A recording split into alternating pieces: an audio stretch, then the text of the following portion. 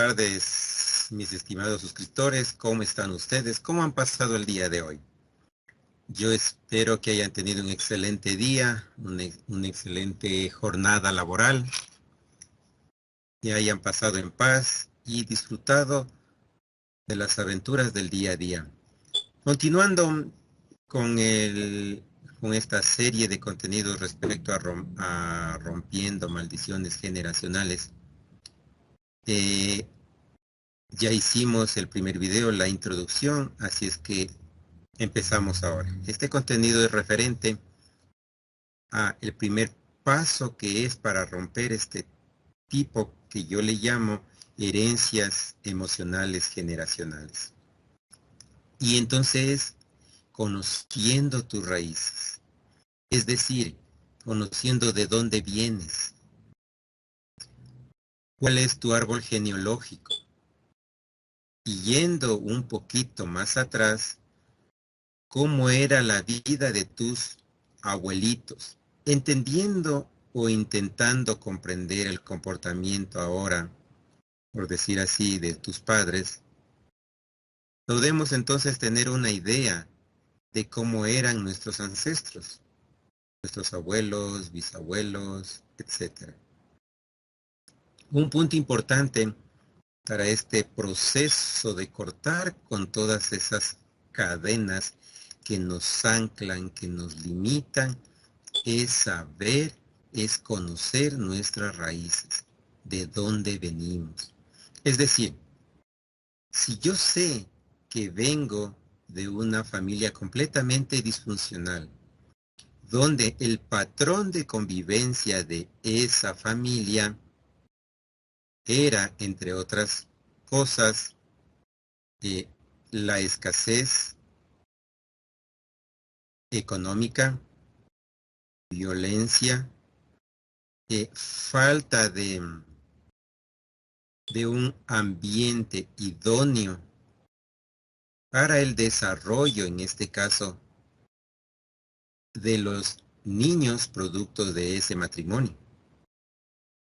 ¿De dónde eran pues en este caso, los padres de nuestros padres, los abuelos, nuestros bisabuelos, etc.? Cuando sabemos eso, yo ya tengo un punto claro y sé de dónde vengo. A lo mejor, nuestros bisabuelos eran o pertenecían a un grupo de personas altamente vulnerables, en las cuales se vulneraban sus derechos, se explotaban, se esclavizaban, etc. Todo eso, toda esa carga de violencia que recae sobre el sujeto que en aquel entonces vivió, nos repercute. Muchos autores sustentan, del cual también soy parte, que los hábitos generados desde mucho tiempo generan una modificación y adaptación del cerebro. Y eso se transforma en información genética, que a su vez es traspasada a los futuros descendientes. Entonces, ¿cuán importante es saber nuestras raíces? Es decir, hacer nuestro árbol genealógico de vida, no de apellidos, eso lo dejaremos para después, sino de vida. Cuando ya tengamos esa información que es muy valiosa para poder entender y comprender nuestro estilo de vida actual, entonces vamos a realizarla de la siguiente manera. ¿Cómo debemos hacer el ejercicio sobre la persona o en este caso en concreto el abuelito o etcétera que estemos investigando? ¿Cómo debemos hacer? Es sencillo. Yo les presento aquí un formato básico. Es el formato de investigación personal sobre mis herencias generacionales. Entonces, contiene este formulario. El interlocutor, es decir, quien cuenta la historia de Juanito, yo para el ejemplo, Para llenar este formato lo he puesto al ejemplo a mi abuelito, por ejemplo. Le he puesto Juanito. Entonces, es el nombre obvio de Juanito. El parentesco conmigo, abuelito paterno, edad 85 años.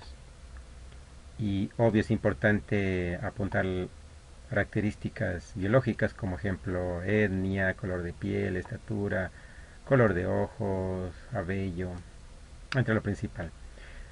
Luego viene lo importante, ¿no? El entorno familiar. ¿Quiénes eran sus cuidadores? Yo ejemplo puse los padres, cuántos hermanos tenía, lugar en la familia, si es que tenía alguna discapacidad, nacimiento y alguna observación que haya. Aquí es muy importante de estar atento al relato del interlocutor. Si hubiere algo que agregar, entonces apuntamos aquí en la descripción detallada, ejemplo, los padres cuidadores, cómo eran, de dónde venían, cómo se llevaban, igualmente sus hermanos, con cuál se llevaba más, etcétera. Igualmente si había una discapacidad, no mucho más. Igualmente en el nacimiento, si es que hubo problemas, si fue prematuro, etcétera.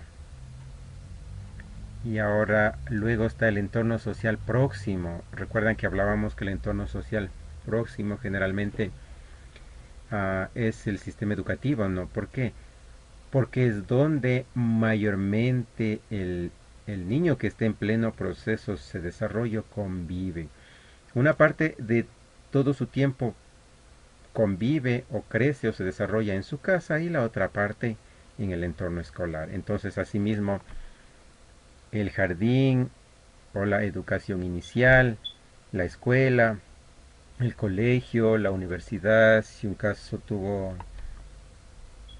eh, siguió estudiando, pues ejemplo una maestría, si tuvo publicaciones o alguna observación. Todos estos detalles deben de ser eh, descritos, ¿sí? O mucha curiosidad, digamos, con muy meticulosos pues en el momento de ir llenando. Y luego es la sociedad en la cual creció y se desarrolló, en este caso Juanito, el país, la ciudad, el barrio, si es que era rural, urbana, si habían servicios básicos, accesos, ese tipo de cosas. Y el área económica, ¿cuál fue su profesión? ¿Ejercía su profesión o no? Eh, ¿Era un empleo público o privado? El cargo, sueldo, vivienda, en su vivienda los enseres que tenían, etcétera. Y el área mental. En el área mental hay los talentos de Juanito. Yo puse, por ejemplo, es un excelente orador, por así decirlo. Entre sus hábitos, por ejemplo, es un bebedor. Entre sus costumbres, ejemplo, gustaba de participar en las fiestas del barrio. Sus creencias era muy religioso. Su temperamento era fuerte, es decir, dominante. Sin embargo, su carácter era bondadoso. Sus actitudes eran negativas y su personalidad fría. Y en el área biológica, si es que tuvo o padeció alguna enfermedad que lo afectó, alguna enfermedad crónica, si ya falleció, si es que estuvo hasta su fallecimiento, cómo le afectó, cómo se desarrolló, cómo lo llevó. Y la última parte es la percepción personal sobre el sujeto investigado, es decir, nuestra percepción personal de todo lo que nos contaron, cómo lo vemos al sujeto, cómo lo percibimos después de toda la información que nos han brindado. Y por último, la percepción personal del interlocutor sobre el sujeto investigado, es decir, sobre Juanito. ¿Qué piensa esa persona que lo conoció durante un tiempo? ¿Cómo realmente era? ¿Cómo actuaba? ¿Cómo era en su casa? Etcétera, etcétera. Este formato no es rígido, no es lineal. se puede ir modificando según información se vaya recabando. Lo importante aquí es recabar la mayor información posible. Fíjense en ustedes que aquí hay un puntos importantes, ese toma de la persona, como es el área biológica, desde su nacimiento, miren, y igualmente pues en cuanto a la sociedad donde creció, y su área mental, que es lo más importante, ¿no? Sus hábitos, costumbres, temperamento, actitudes, personalidad, etcétera.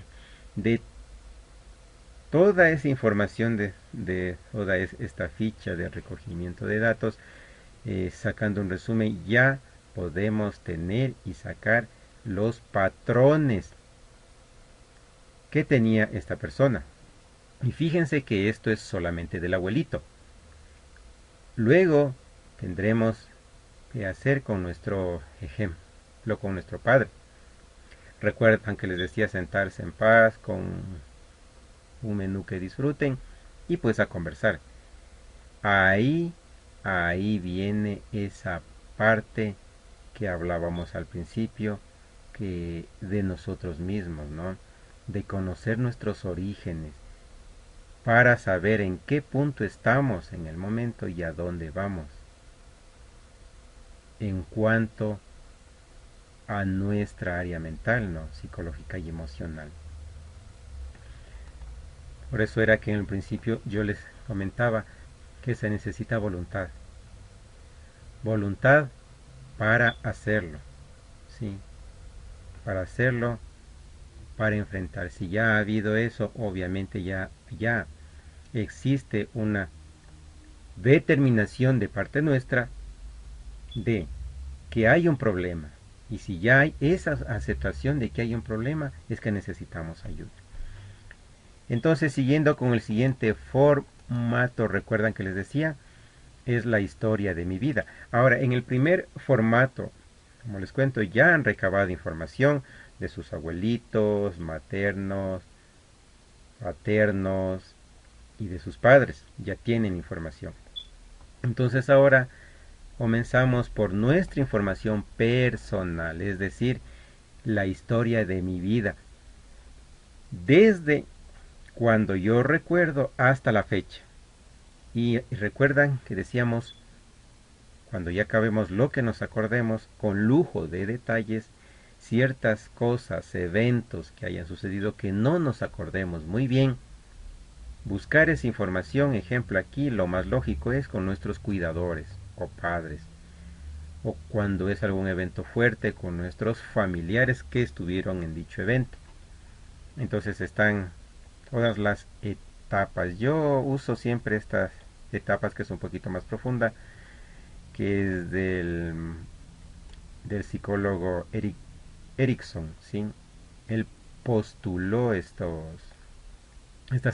etapas de desarrollo y es a través de estas etapas que nosotros nos podemos dar cuenta si arrastramos ciertos patrones que ya vimos mediante el formato anterior.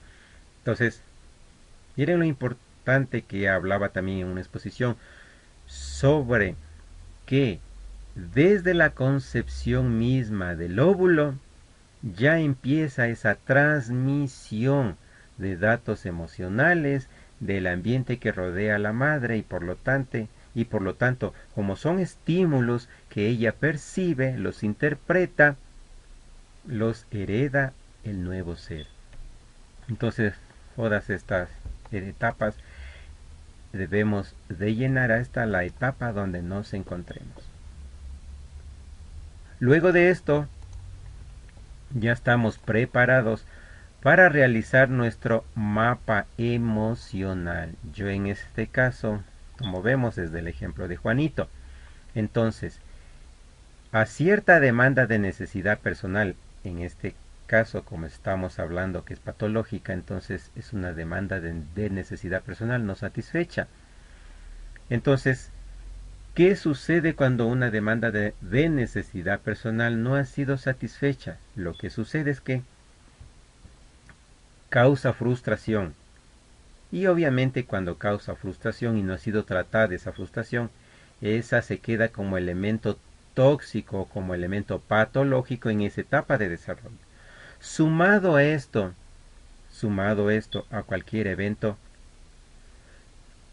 ¿evento qué? Evento doloroso o traumático que haya tenido, etcétera, cualquier problema, inconveniente durante su niñez, adolescencia, etcétera. Entonces, ¿a dónde es que se guarda eso? En nuestra memoria emocional. Recuerdo que alguna vez en alguna exposición eh, comentaba a un autor en el cual sustentaba y decía lo siguiente, que los humanos tenemos la capacidad para recordar con facilidad solo los eventos traumáticos, los eventos dolorosos. Sin embargo, cuando nos ha transcurrido eventos satisfactorios, gratificantes, no tenemos esa tendencia a recordarlos, a remembrarlos, sino que nos esforzamos simplemente en recordar al más mínimo detalle de un evento patológico, de un evento tóxico. Y eso es el que, al asociarlo con otros estímulos, es que nos produce pensamientos negativos y también que nos produce patronos, patrones conductuales de acuerdo a esos eventos traumáticos y dolorosos. Aquí lo importante que hay que tomar en cuenta es que muchas veces estos eventos eh, hacen una especie de simbiosis con la siguiente etapa de desarrollo del sujeto. Entonces se mantiene y se fortalece ese evento traumático no solucionado. Eso a su vez, eso se convierte en un círculo patológico repetitivo, en un círculo vicioso. Una, una característica principal de este tipo de sujetos es que percibe a su entorno como una amenaza. Piensa que todo lo que sucede a su alrededor, incluso de miembros de su entorno familiar, piensan en hacerle daño, le quieren hacer daño. Uh-huh. Entonces eso se convierte en un bucle y no le permite salir. Y fíjense en ustedes que eso se va multiplicando y arraigando de etapa en etapa, de etapa en etapa, hasta llegar a la etapa donde actualmente se encuentra el sujeto. ¿Sí? Entonces, una vez sacada esta información, como vemos, ya estamos en la capacidad de sacar nuestros patrones conductuales. Fíjense, es decir, de nosotros y de nuestros antepasados. Entonces ahí podemos hacer una comparación de esos patrones conductuales comportamentales y nos daremos cuenta si seguimos repitiéndolos, ¿sí? Si seguimos repitiéndolos o si los hemos modificado, pero al final son los mismos, sino que los hemos adaptado a nuestro entorno social actual, pero en esencia siguen siendo los mismos. Por decir violencia, por decir machismos, otro ejemplo, micromachismos, impulsivos, egoístas, egocéntricos, narcisistas, etcétera, etcétera, etcétera. Entonces, como vemos hasta aquí, la primera etapa de este proceso de cortar todas esas cadenas generacionales desde la raíz. Una vez que ya tenemos toda esa información, toda esa historia de vida de nuestros antepasados, hasta terminar con nuestros padres actuales, ¿qué vamos a hacer? Vamos a sacar un patrón de comportamiento. Este patrón de comportamiento se divide en tres fases importantes. Primero, el patrón psicológico. Segundo, el patrón emocional. Y tercero, el patrón de actitudes. Actitudes comportamentales. Cuando ya tengamos toda esa información, ¿qué necesitamos ahora? Como ya sabemos el historial de nuestros antepasados, entonces sabemos de dónde venimos. Conocemos nuestras raíces. Ahora, ¿qué nos hace falta? Conocer nuestro estilo de vida. O, como yo dije en el video introductorio, el primer paso es, ¿cuál era? ¿Se recuerdan? Vamos a recordar. Era nuestra historia de vida. Nuestra historia de vida desde que tenemos conciencia, desde que nos acordamos hasta nuestros días. ¿Cómo la vamos a dividir? Por ejemplo, en la infancia. ¿Cómo vivieron en la infancia? ¿Qué eventos importantes hubo en la infancia? ¿Qué eventos traumáticos, dolorosos hubo en la infancia? ¿Qué eventos gratificantes hubo en la infancia? ¿Cómo era la relación de convivencia entre el sujeto y sus hermanos? ¿Cómo era la relación de, de convivencia entre el sujeto y sus padres? Así, etapa por etapa. ¿A qué me refiero con las etapas? La primera infancia, la niñez, la adolescencia y la juventud. Durante esas etapas se producen experiencias distintas de convivencia dentro del núcleo familiar. De hecho, si existía algún tipo de cuidado de parte de los cuidadores, eso queda grabado en la etapa básica del desarrollo de una persona, que es la infancia y la niñez. Luego, en la adolescencia, lo único que hace es perturbarse. ¿Por qué se perturba? Por elementos que ya tiene acceso el sujeto en su entorno social, principalmente el entorno escolar. Entonces, todas esas etapas debemos hacer un registro en nuestra historia de vida. Luego, asimismo, cuando ya hemos detallado con lujo de detalles, valga la redundancia, nuestra historia de vida, ¿qué vamos a extraer de ahí? Asimismo, nuestro patrón comportamental. Asimismo, como extrajimos esos patrones comportamentales de nuestros ancestros, vamos a extraer también nuestro patrón comportamental, el cual está constituido por 3 fases. El primero es el patrón psicológico, el patrón emocional y el patrón comportamental o conductual, mis actitudes. Sí, cuando hayamos hecho ese análisis, podemos ya empezar a trazar semejanzas entre los patrones heredados y mis patrones actuales. Con toda esa información yo ya tengo la capacidad de desarrollar y crear mi mapa emocional. Cuando yo ya tenga elaborado mi mapa emocional con toda esa información, ¿qué estoy en la capacidad de hacer? De analizar y comprender si estoy siguiendo los mismos patrones inconscientemente o estoy incluso reafirmándolos o intento separarme de una u otra manera de esas herencias emocionales generacionales.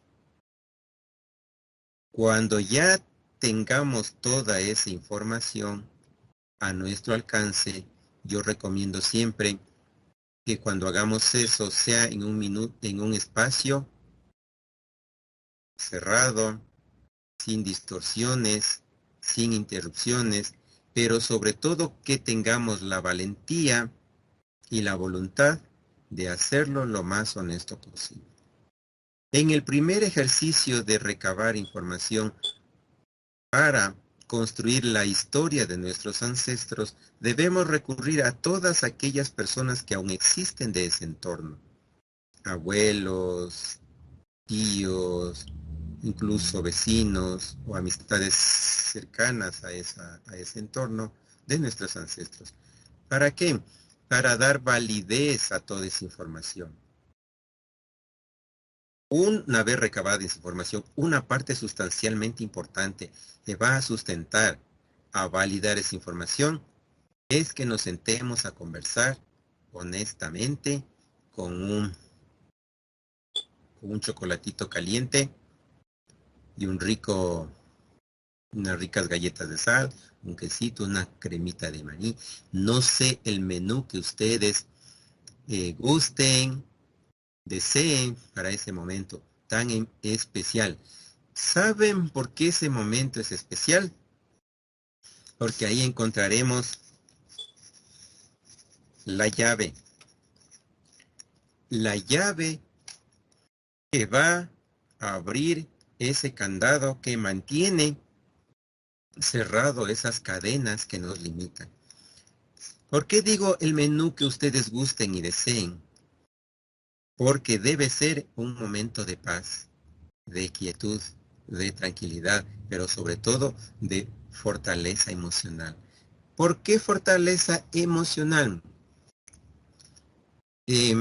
Porque necesitamos estar sentados con nuestros progenitores actuales, es decir, nuestros padres.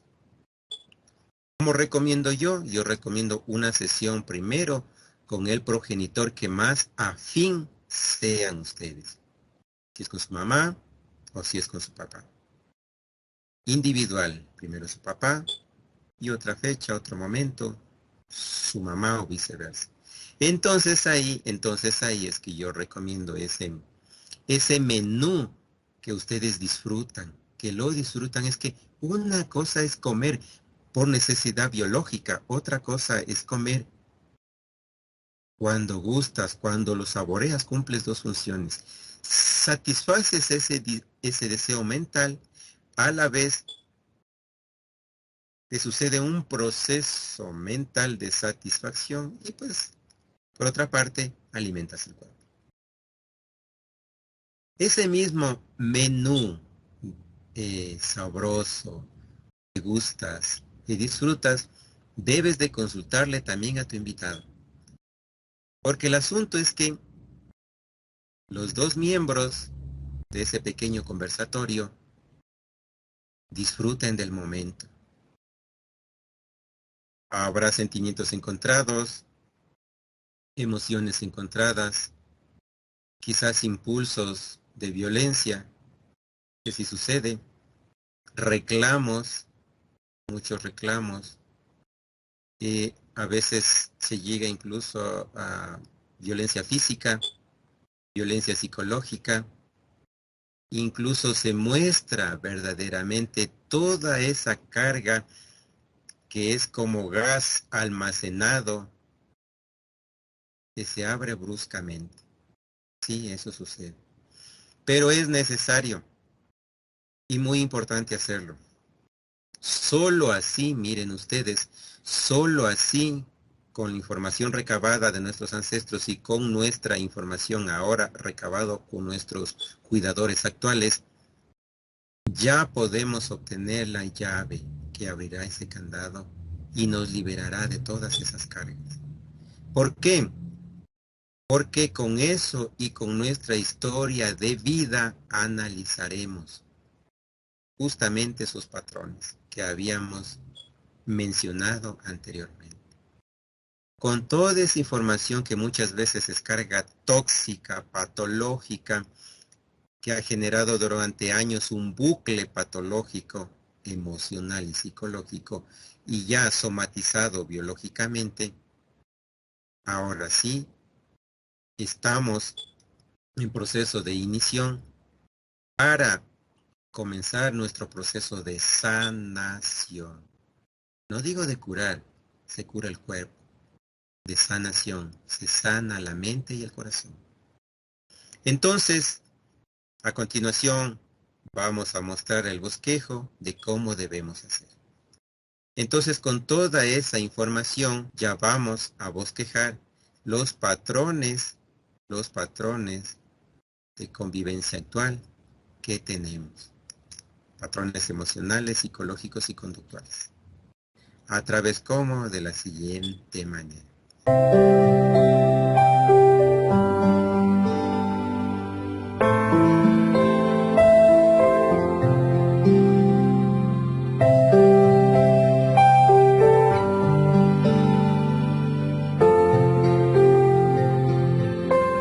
Junta ya toda esa información. Hemos recabado información de nuestros ancestros, de nuestra historia de vida, con nuestros cuidadores. Hemos levantado ya, hemos creado ya ese mapa generacional, patológico. ¿Qué procedemos? Ya procedemos a la eliminación, confirmación o reciclaje de hábitos de vida. Fíjense en ustedes que con el avance de la ciencia se ha demostrado que incluso nuestros pensamientos, nuestra actividad neuronal, nuestra actividad mental, también está relacionada a lo que ingerimos como alimentos. Se ha demostrado que el consumo excesivo de azúcares procesadas, de grasas saturadas, de elementos químicos pesados a través de alimentos altamente procesados, influye sobre la capacidad de pensamiento, influye sobre la actividad neuronal de nuestras neuronas, influye sobre nuestra parte cognitiva. Vean ustedes, ¿y cómo se traduce eso en salud mental? ¿Cómo se traduce eso en qué podríamos eso traducir? Sencillamente y simplemente en estilos de vida. Entonces, luego de esto, ya estamos listos para continuar a la siguiente etapa, que lo veremos en el siguiente video. Sin más, muy agradecido por su atención. Muchísimas gracias. Yo les deseo a todos ustedes, gracias por su apoyo, por sus suscripciones, por sus comentarios. Un excelente día y recuerden que cada día trae sus propias aventuras y retos, los cuales debemos de disfrutar y con energía planear la estrategia adecuada para superar esos retos. Yo sé que es complicado, muy complicado, muy complicado. Pero tenemos todo lo necesario, nuestras habilidades, nuestras herramientas y destrezas mentales para pensar, meditar, procesar y ejecutar. Muchísimas gracias y nos vemos en el siguiente video. Muchísimas gracias.